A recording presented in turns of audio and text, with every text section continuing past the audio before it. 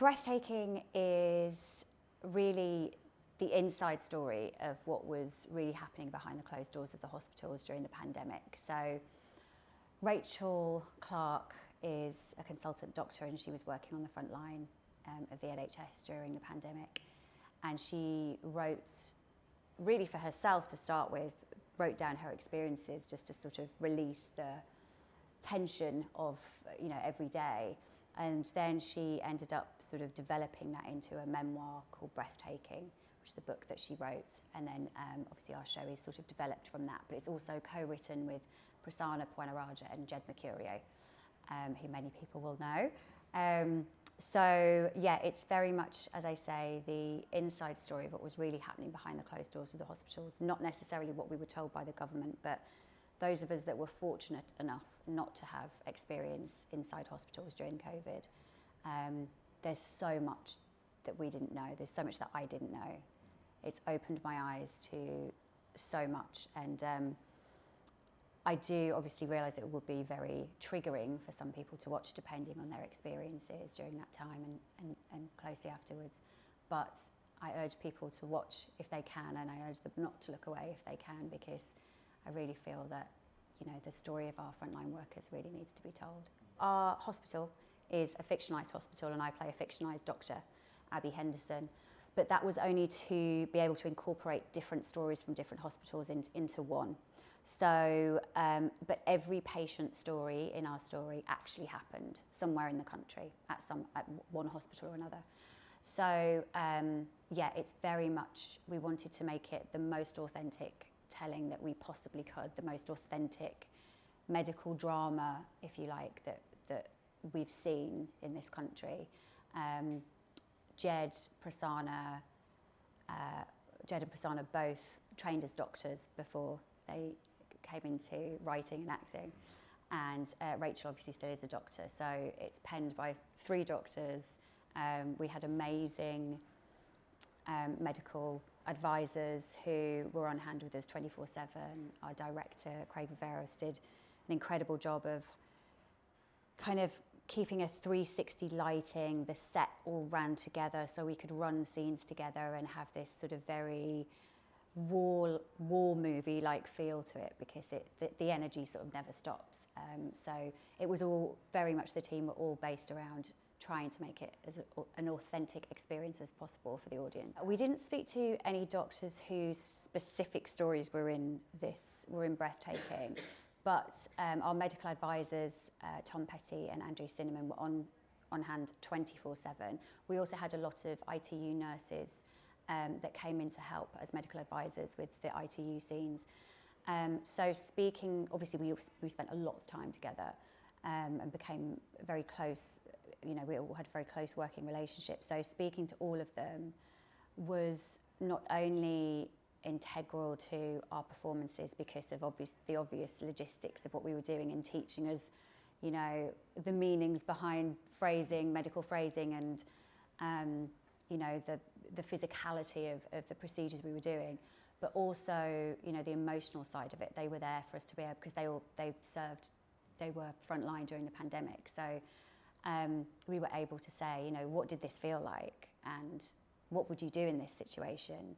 And not only did they give us great direction in terms of the physicality of what we were doing, also the emotional side. So there'd just be little moments of humanity they'd maybe add in. So there's a scene in episode 1 where I have to pronounce a patient deceased, and Andrew said to me, when you pronounce the time, you might sort of just lay a hand on the patient, as a sort of mark of respect. And it was lots of moments like that we wouldn't have, you couldn't think of unless you'd experienced it. Yeah. Some of our cast and crew had lost loved ones to COVID, and it was incredibly, triggering for all of us in lots of ways, but especially for those people that had such devastating experiences.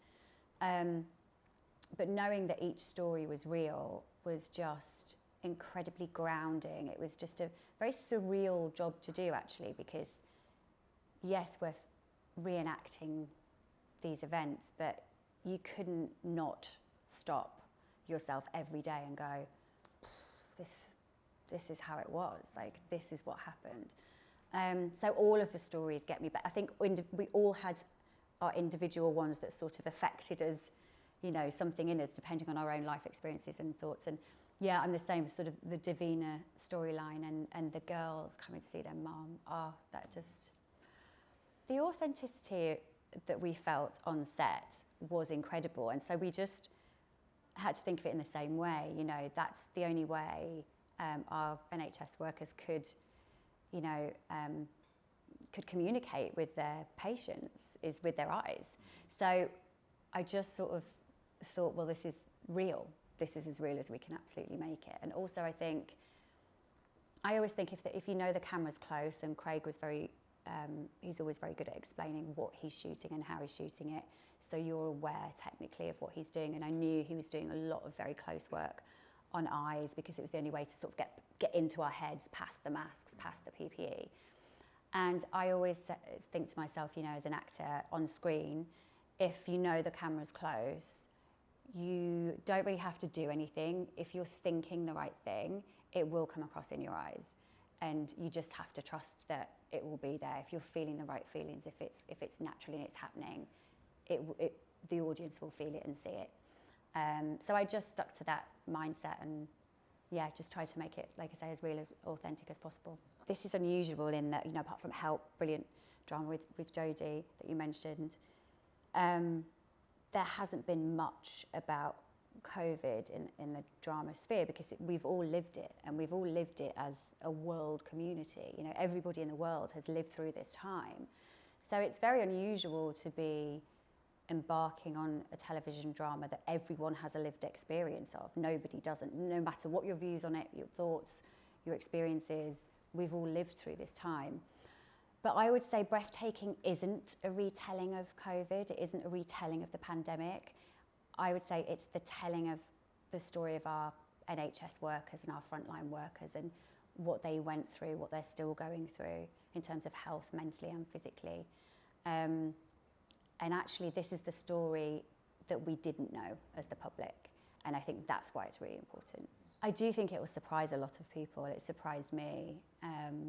There was so much I didn't know, you know, as a layman sat at home, fortunate enough not to have experience of hospitals during that pandemic time, the time of the pandemic. You know, just watching the news bulletins, and that's where I was getting my information from.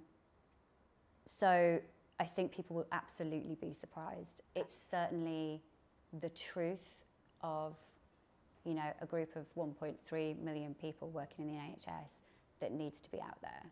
I would love people to take away from this programme just the knowing of some of what our NHS workers went through. Also the humanity they showed to their patients, and hopefully that will bring some viewers comfort, as well as it being a difficult watch, and the negative side of what our NHS were put through, and with lack of PPE, you know, with terrible decisions having to be made that are out of their hands about who gets a ventilator, about, you know, should a patient be discharged to a care home or not, there's no testing to test them. These terrible, terrible positions they were put in physically and emotionally and mentally. You know, I want people to see it. I want people to acknowledge that, and